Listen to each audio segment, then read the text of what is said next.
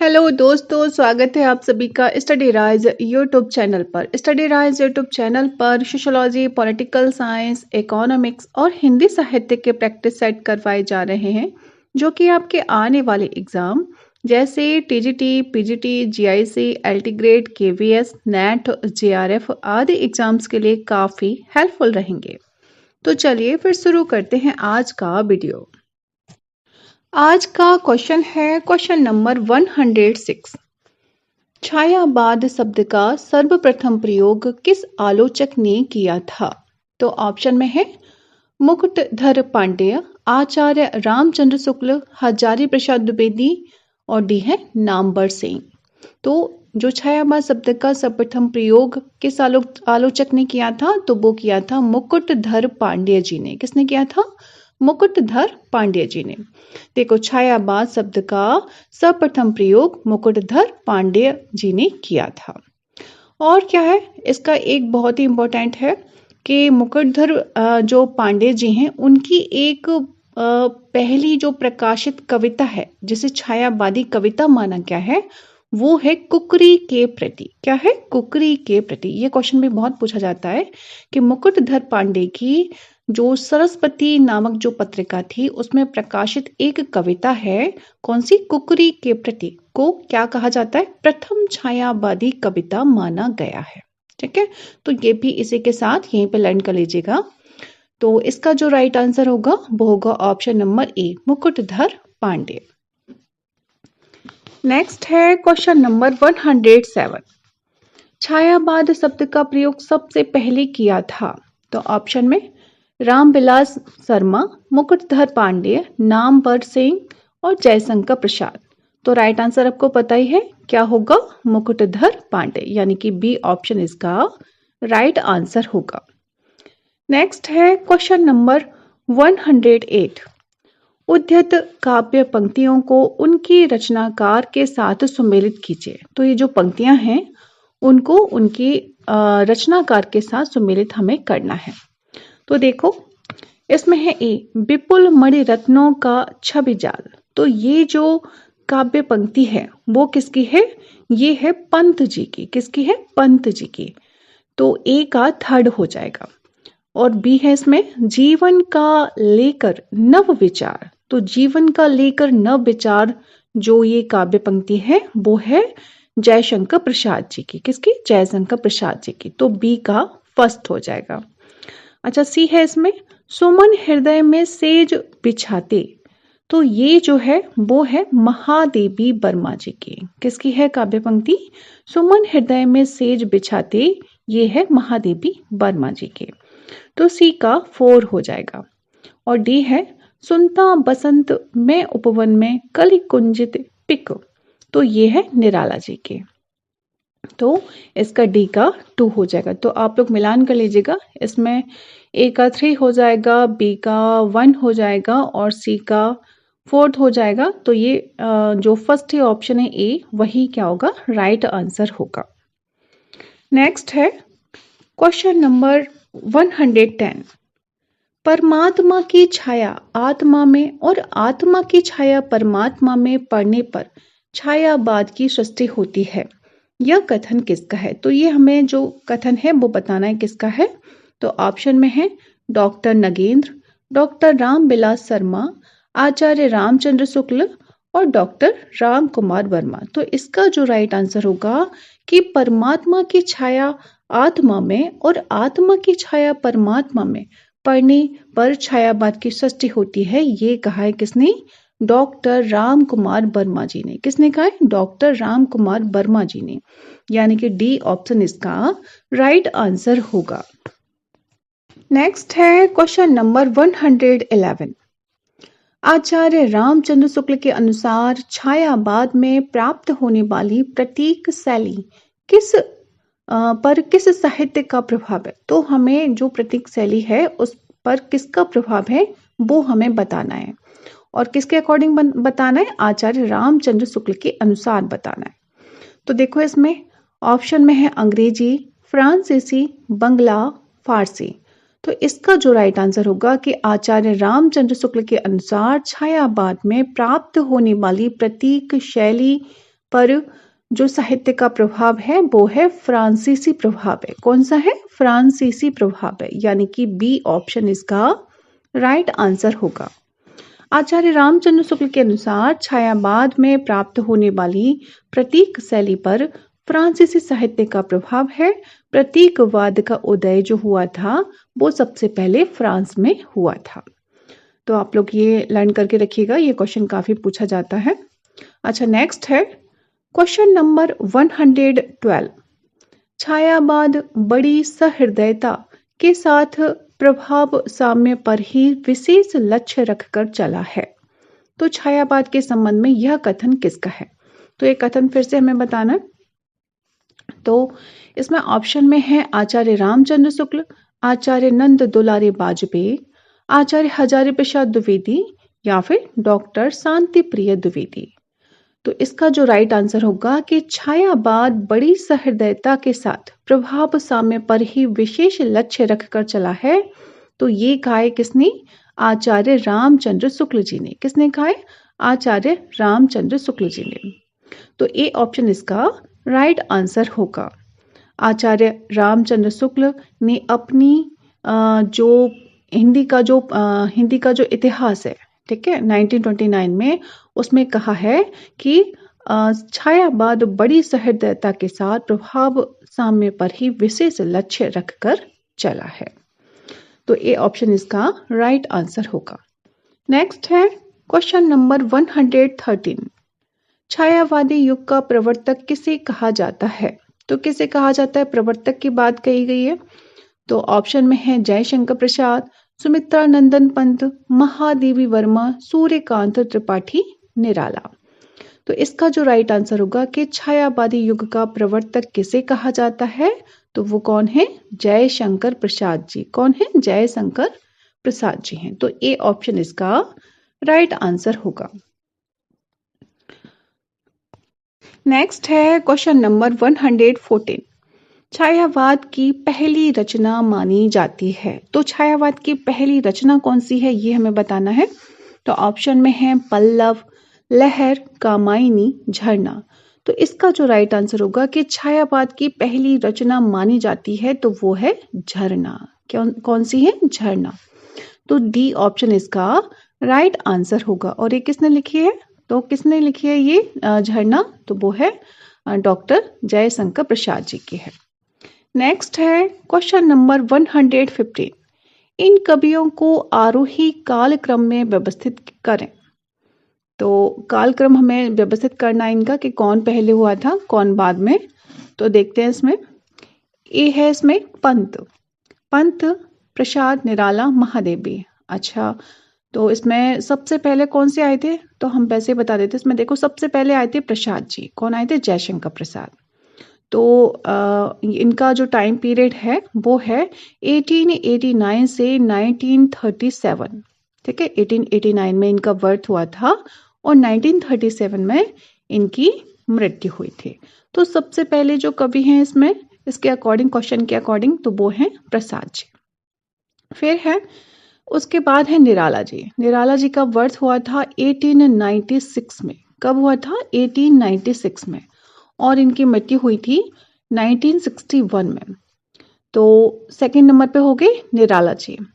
अब third number पे हैं पंत जी, यानी कि बी ऑप्शन इसका राइट आंसर होगा।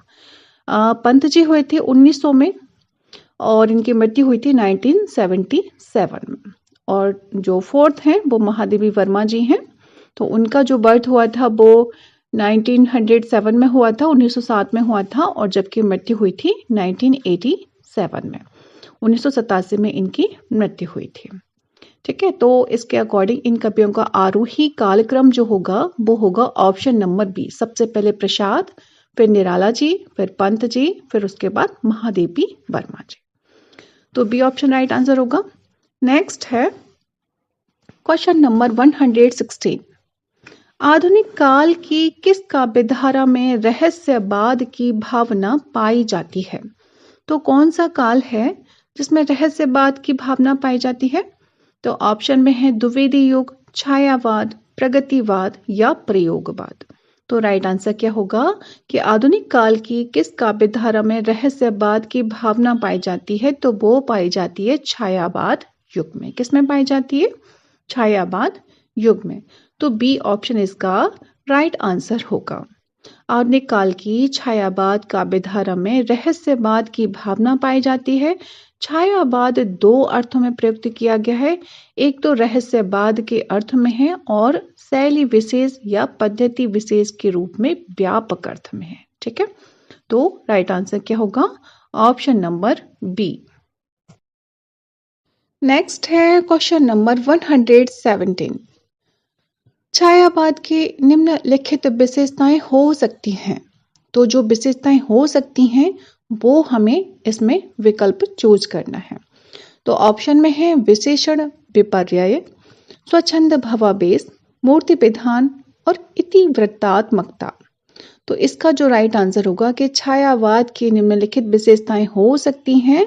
तो उसमें देखो फर्स्ट यानी कि विशेषण विपर्यय, फिर है स्वच्छंद भावावेश और है मूर्ति विधान। तो ये तीनों हो सकती हैं। ठीक है, ये वाली तीनों विशेषताएं हो सकती हैं। तो ए ऑप्शन इसका राइट आंसर होगा। अच्छा, एक इसमें रह गया इतिवृत्तात्मकता। तो अगर आपने द्विवेदी काल का जो आपने मेरा वीडियो देखा होगा तो उसमें इतिवृत्तात्मकता मुख्य रूप से उसकी विशेषता है। कौन सी की? द्विवेदी युग की है। ठीक है, तो जिसने भी वो वीडियो नहीं देखा हो द्विवेदी काल का, द्विवेदी युग का, तो वो एक बार जरूर ही देखें। अच्छा, तो इसका जो राइट आंसर होगा तो वो होगा ऑप्शन नंबर ए, 1, 2, 3। नेक्स्ट है क्वेश्चन नंबर 118। निम्नलिखित में से एक छायावाद की प्रवृत्ति नहीं है, वह है। अब ऑप्शन में देखते हैं। ए है इसमें अमूर्त एवं अशरीरी सौंदर्य चित्रण, बी है प्रकृति का चित्रण, सी है मानव प्रेम, शिशु प्रेम एवं अज्ञात के प्रति व्यक्ति उदात्त प्रेम वर्णन, और डी है इतिवृत्तात्मकता। तो इसमें से क्या पूछा था कि निम्नलिखित में से एक छायावाद की प्रवृत्ति नहीं है, तो वह कौन सी होगी? आपको याद आ गया कौन सी है? इतिवृत्तात्मकता नहीं होगी। ये जो है इतिवृत्तात्मकता वो कौन से काल की है? ये है द्विवेदी युग की मानी जाती है। तो डी ऑप्शन इसका क्या होगा? राइट आंसर होगा। नेक्स्ट है क्वेश्चन नंबर 119। चित्रात्मक भाषा एवं लाक्षणिक पदावली किस युग की कविता की विशेषता है? तो ऑप्शन में है छायावाद, प्रगतिवाद, प्रयोगवाद, इनमें से कोई नहीं। तो इसका जो राइट आंसर होगा कि चित्रात्मक भाषा एवं लाक्षणिक पदावली किस युग की कविता की विशेषता है? तो वो है छायावाद की। किसकी है? छायावाद की है।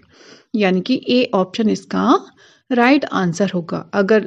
अगर इसमें चित्रात्मक भाषा और लाक्षणिक पदावली आ जाए कविता में तो वो किसकी विशेषता हो जाएगी? छायावाद की।